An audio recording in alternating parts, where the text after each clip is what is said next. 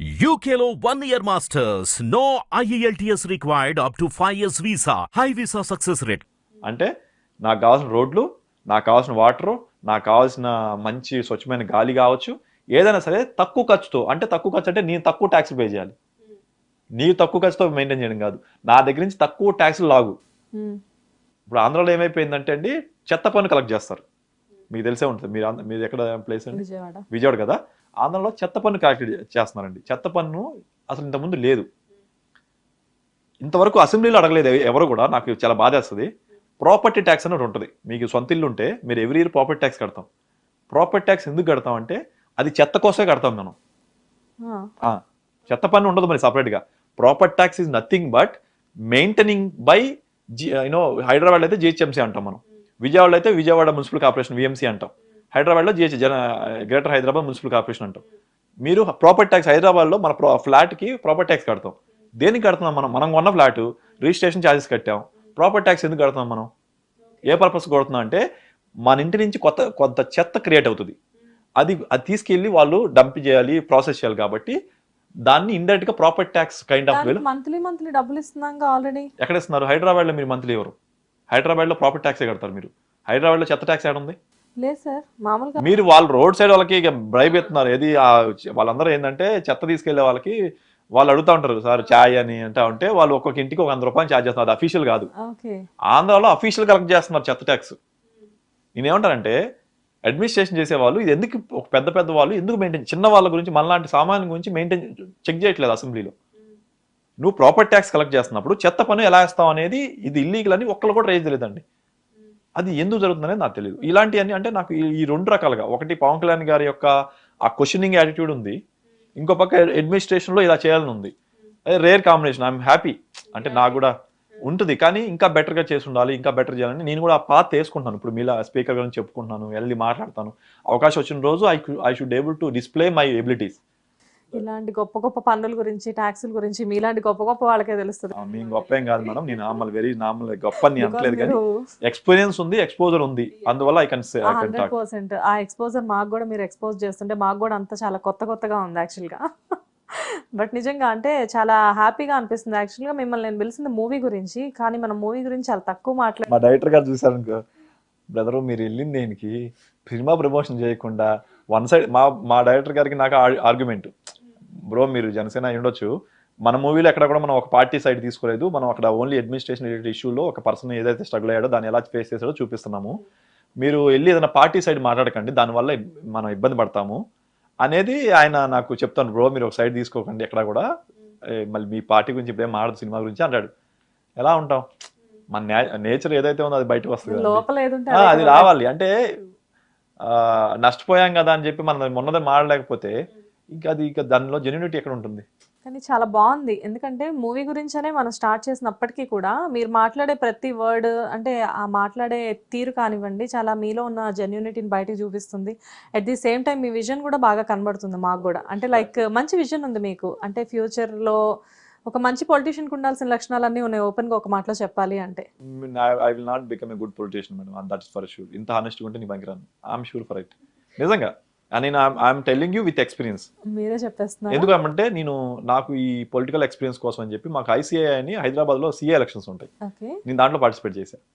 మాకు ఇక్కడ 10,000 మంది సీఏలు ఉంటారు హైదరాబాద్ మొత్తం రిజిస్ట్రేషన్లు. అక్కడ ఓటింగ్ ఆ రోజు 2 రోజులు, ఒక 1 day 2 days పెడతారు ఓటింగ్. ఆ రోజుకి నాకు 4,000 నుంచి 5,000 మెంబర్స్ ఉంటారు, మేము ఒక 30 మంది పార్టిసిపేట్ చేస్తాం.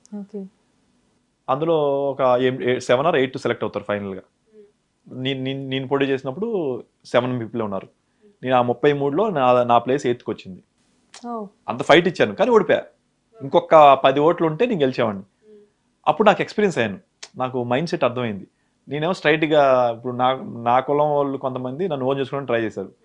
బోస్గాడు ఏంద్రా భలే డిఫరెంట్గా సినిమాలో ఉన్నాడు, రాజకీయాల్లో ఉన్నాడు అని చెప్పి కొంతమంది నన్ను ఓన్ చేసుకుని ట్రై చేస్తే, నేను కూడా పవన్ కళ్యాణ్ కదా నేను అడిగాను, నేను నీ కులం వాడే నేను ఎప్పుడు చెప్పానా, నువ్వు నాకు ఎందుకు నన్ను ఓన్ చేసుకుంటున్నావు, నీ ఓటు అడిగాను నేను అని ఇట్లా కొంచెం దురుసుగా సమాధానం చెప్పాను. నేను చెప్పకుండా రాల్సింది, అవసరం ఏముంది వదిలేయాల్సింది.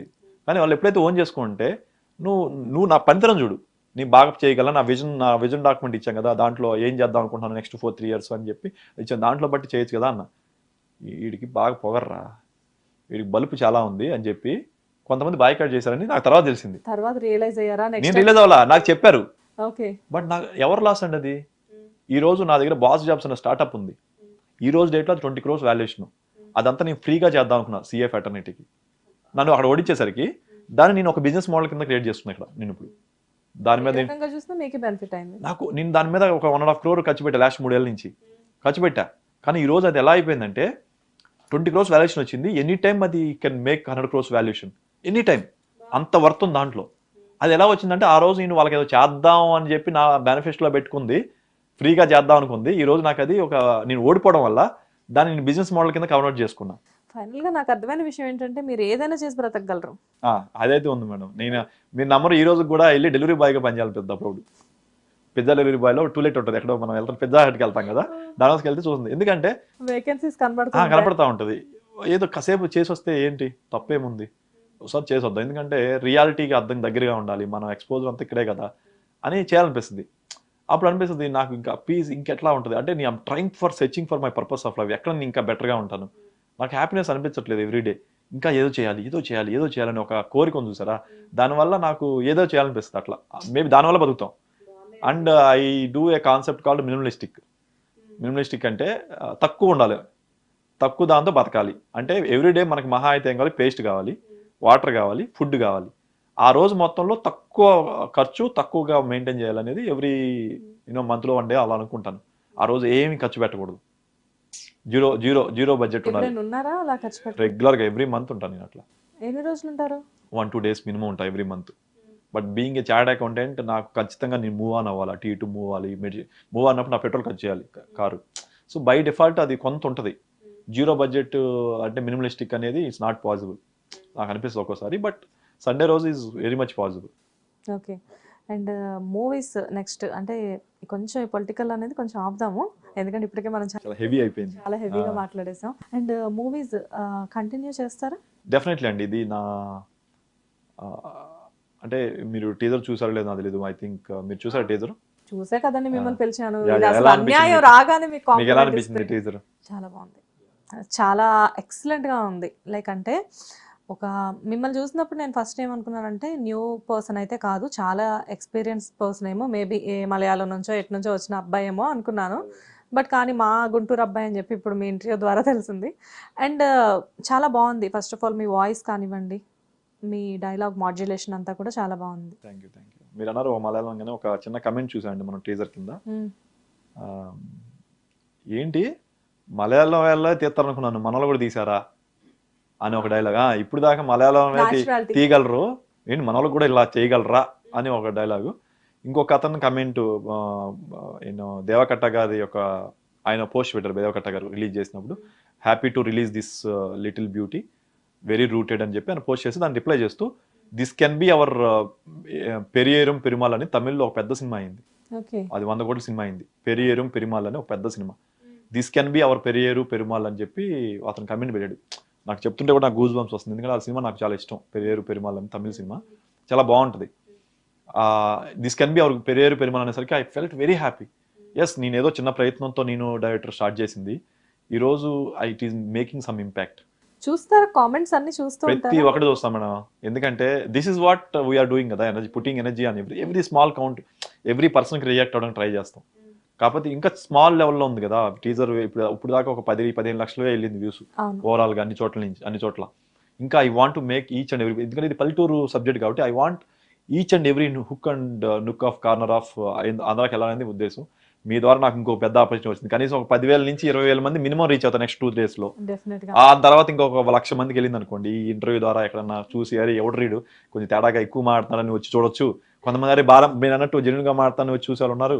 కొంతమంది ఏమో ఏంటి నిజంగా అంత యాక్టింగ్ చేసి ఏం చూద్దాం, అసలు ట్రేజర్ ఏంటో చూద్దాము, వీడేదో పెరియారు పెరుమాల్ అంటున్నాడు లేకపోతే మలయాళం సినిమా అంటున్నాడు అని చెప్పి. మనకంటూ గుర్తింపు ఉండాలంటారు. అంటే మంచి చెడు కాదు, మంచిగానే ఉండాలి మేడం.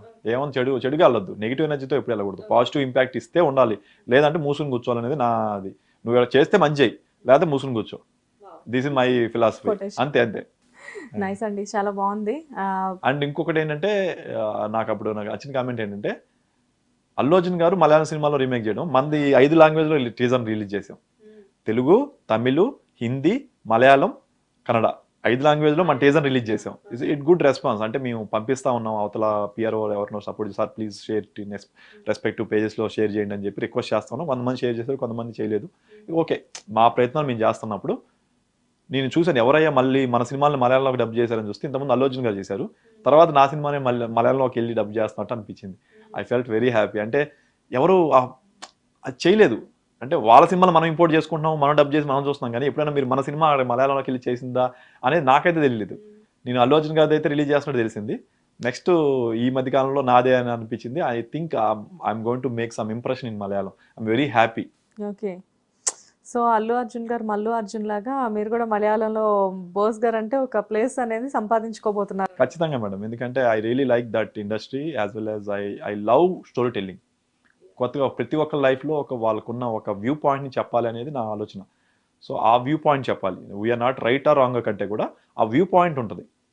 ఆ వ్యూ పాయింట్ చెప్పాలనేది నాకు చాలా interest. I been a very big fan of Korean movies, Iran movies and Malayalam movies. So more than 1000 Korean movies చూస్తుంటాను, మోర్ దెన్ 200 ఇరాన్ మూవీస్ చూస్తుంటాను, అండ్ ఆల్ ఓవర్ వరల్డ్ అన్ని చూస్తాం. కానీ but these are the industries I'm fan of, very very big fan of. So I want to make our Telugu industry in that level of story telling. Commercialisation చేశారు రాజమౌళి గారు, ఇంకా next level తీసుకెళ్ళారు. ఆయన తీసుకెళ్ళింది ఎవరు చేయలే. కానీ ఓకే, తెలుగులో కూడా ఇలాంటి కైండ్ ఆఫ్ మూవీ చెప్పగలమా, ఇంత మంచి మూవీ చేయగలమా అనే లెవెల్కి నేను తీసుకెళ్తాను మేడం. అది నా ఆస్పిరేషన్. నైస్ అండి. అంటే చాలా బాగుంది. లైక్ అంటే పొలిటికల్గానే కాదు, ఇటు మూవీ విజన్ కూడా చాలా బాగుంది. And I wish you all the best అండి. Thank you. ఇంటర్వ్యూకి ఎలా పిలిచినా కానీ అన్ని రకాలుగా కూడా మీరు కవర్ చేశారు మాకు, అండ్ చాలా వాల్యుబుల్ ఇన్ఫర్మేషన్ కూడా ఇచ్చారు. It was really nice interview. Sure. And thank you so much అండి. I wish you all the best for the movie. Huge success అనేది రావాలి మూవీకి.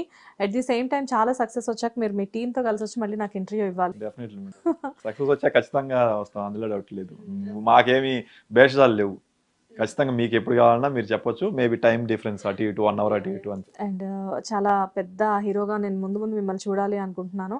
At the same time in future మిమ్మల్ని మంచి పొలిటీషియన్గా కూడా చూడాలి అనుకుంటున్నాను. అది మాత్రం పక్కా చూస్తాను మేడం, అందులో డౌట్ లేదు. విష్ చేస్తున్నాను హార్ట్ఫుల్గా.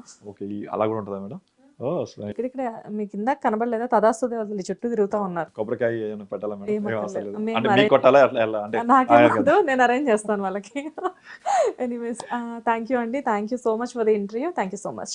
హిట్ టీవీ యాప్ ని డౌన్లోడ్ చేసుకోండి. ఇందులో short news, live news, entertainment movies అన్ని అవైలబుల్ గా ఉన్నాయి. Please download Hit TV app. Hit TV యాప్ని ఫ్రీగా డౌన్లోడ్ చేసుకోండి.